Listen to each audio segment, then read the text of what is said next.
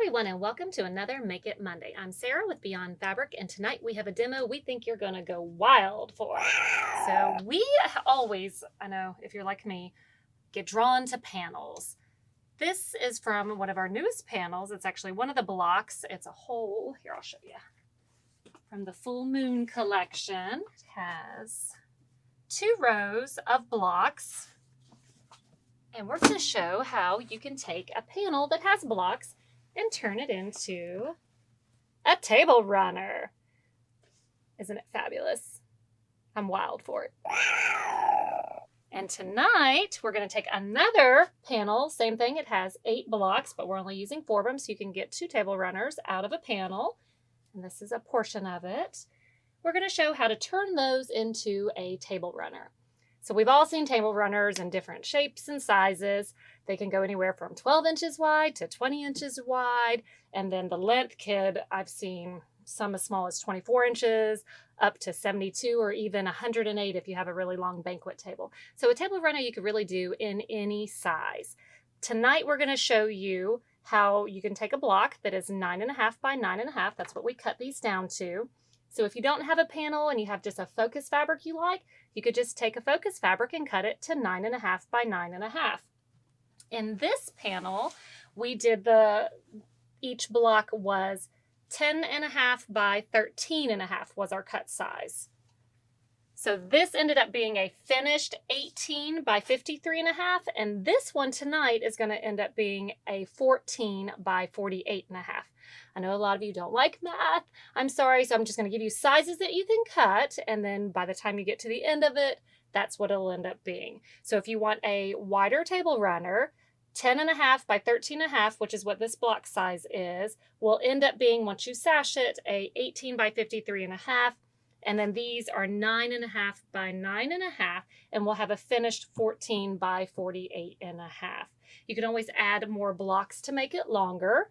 And when we get to that point, we can talk about ways, if you're not very good with math, how you can make it work for you. So let's go ahead and get started with our table runner from a panel. So we have our 4 blocks, because we're going to save the other 4 for another table runner, or we can make a pillow or something fun, maybe a bag. That'll be another video. So we have our 4 blocks that are cut 9.5 by 9.5, and then we are going to sash them with a 3-inch sashing, so it'll be a finished 2.5 showing. So whatever your block height is what height you want to cut your sashing piece. So if this is 9.5, cut these 9.5. So we have 3 inches by 9.5 on all our sashing that'll go in between them. So we have our sashing pieces we're going to put in between each block. So this is what our middle will look like, and then we'll have our top piece and our bottom piece. Again, if you don't want to go ahead and figure out with what these will be once you sew them together, to get the whole length of this, you can get this all pieced together and then measure it and cut your top piece and your bottom piece to coordinate with it. So we have our top sashing, our bottom sashing, all our pieces in the middle. Let's go sew them together. Before we go sew these together, I want to point out on this table runner, all the blocks are facing the same direction. I plan on using this in an entryway table, therefore you're looking at it from one way, so it's perfect. However, if you have it on a table and you have people sitting on both sides, you may want to alternate the blocks so from both sides people can see them, so it's viewed easily from all angles. Let's go sew. We're going to start with the first one by placing them right sides together. Line up your edges. You can put some clips in it, pins in it, or just go for it. Using a 1/4 inch seam.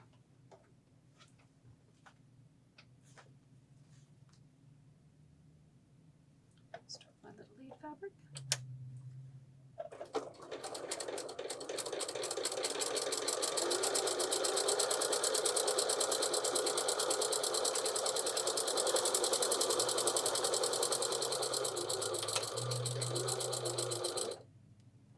Grab your next one.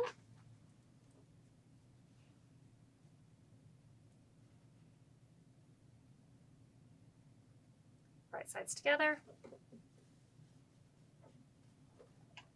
And carry on.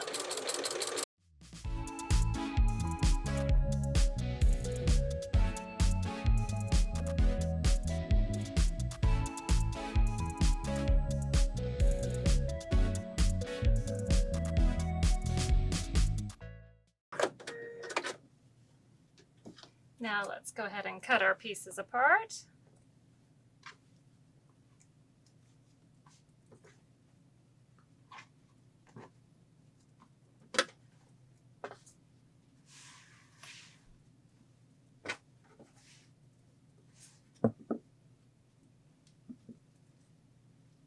Once your pieces are cut apart, we have it laid in the order that we want to put it in.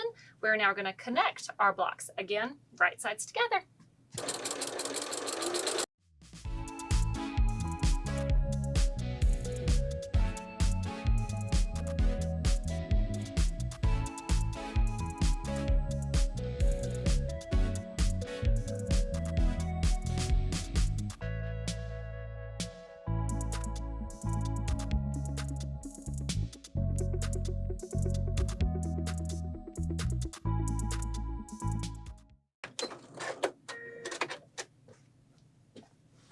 Now we have our pieces sewn together. We need to go to the iron and press them to one side. As you see, we have all our seams pressed over to one side, and now we are going to connect the top and the bottom border.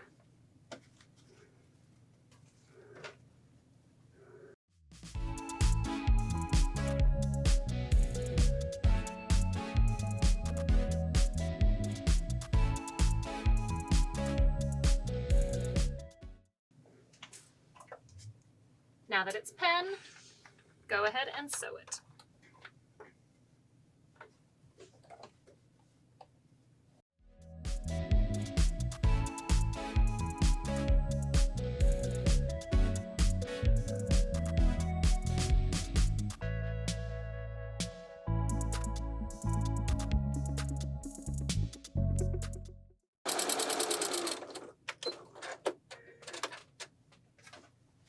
One border on, now let's do the other side.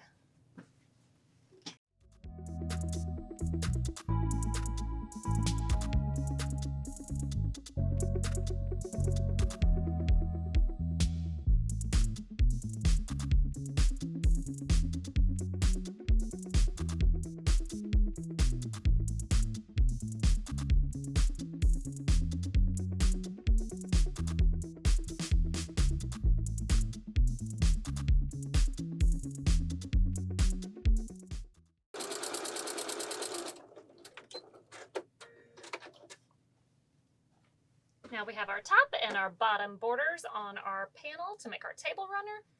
Clip any strings and go ahead and press those over to one side.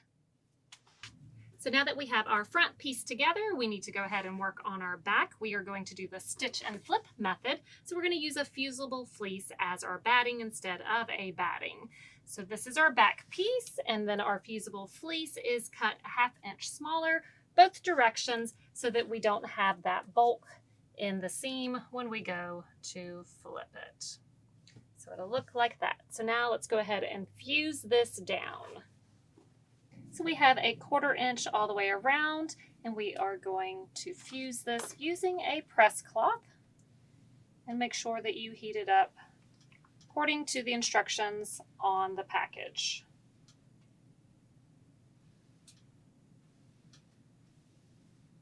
This will be the most time-consuming part. Make sure you fuse it down, so take your time. We have our front piece and we have our back piece, and we are going to put those right sides together.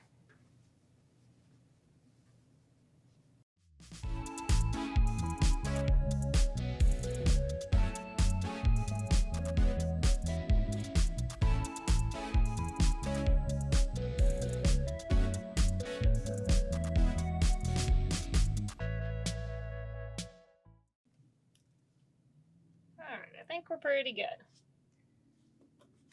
And now we're going to sew all the way around except for a little hole off to the side in which we're going to flip. Now, because the bottom has been fused, it's a little bit more stable of a fabric, so we're going to have that facing up when we go to sew. So again, still using our 1/4 inch seam allowance, right sides together, stitch it up.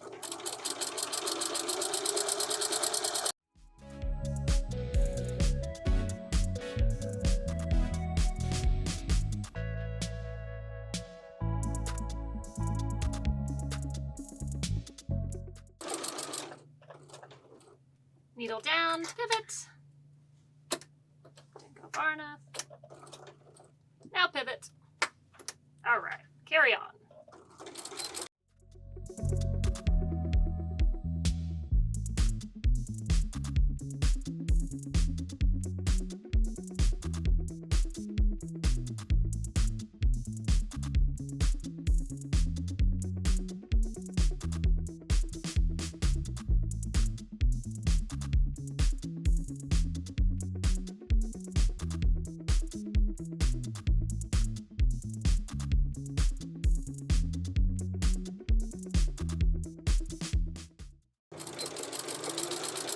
Now we're coming up on our opening here where we started. We want to make sure we leave a hole big enough to flip.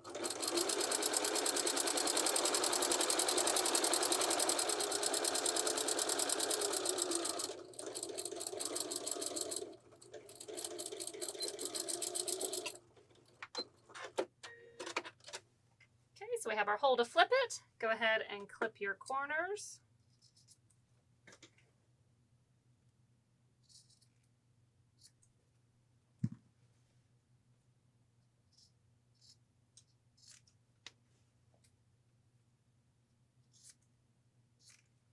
Okay, reach in, grab the furthest corner away, and grab it, and pull it through. And while you're doing it, make sure to shake off any threads that may have attached, because if you have a lighter fabric, it will show through. And pull it out. It's like a magic trick.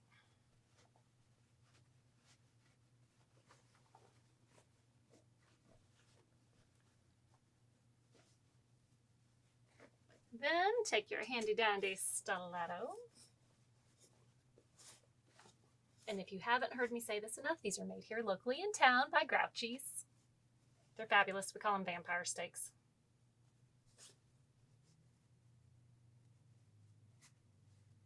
Poke out those corners. All corners.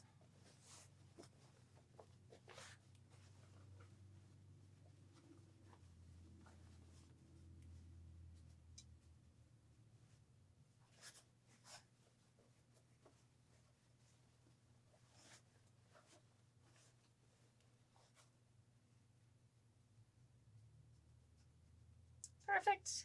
Now we are going to take this over to the ironing board, give it a good press all the way around, and then we're going to top stitch it and add a little bit of stitching to quilt these two layers together.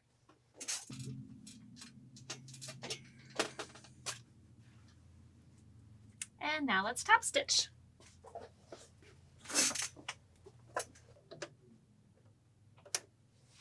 You can do a decorative stitch around the edge. You can do a straight stitch. It's totally up to you. I am going to lengthen my stitch and just do a straight stitch right near the edge, and then we'll do some quilting inside.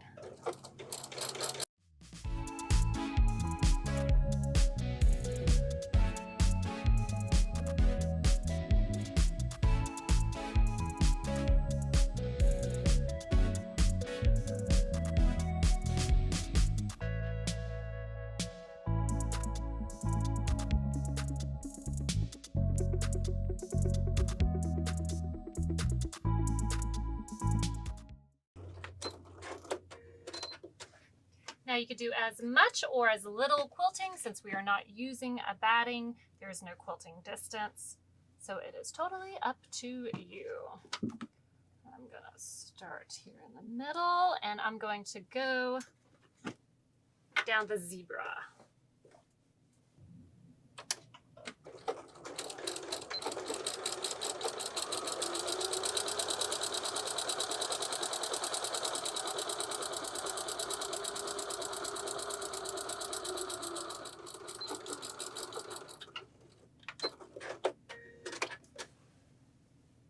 I'm going to keep doing that to all my zebras. And I'm going to smooth it out as I go.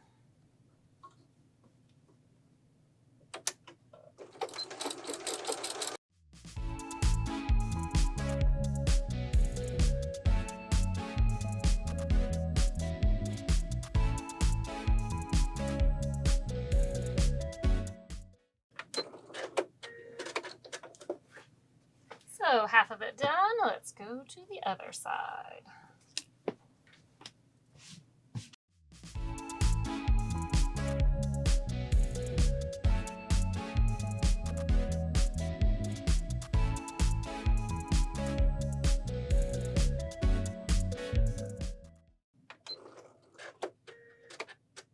All right, let's make sure we got them all. We did. Now if you want to add some more quilting, like you could run down this side and that side, then you could definitely do that. You definitely want to go iron it and clean up your threads too, so it's nice and pretty. But all in all, we have a fun table runner made from a panel. Thank you so much for joining us on another Make It Monday. We hope you follow us on Instagram, Facebook, and of course here on our YouTube channel. Make sure to subscribe so you get notified every time we post a new video. Thank you again for joining Make It Monday. Oh, we ran out of thread.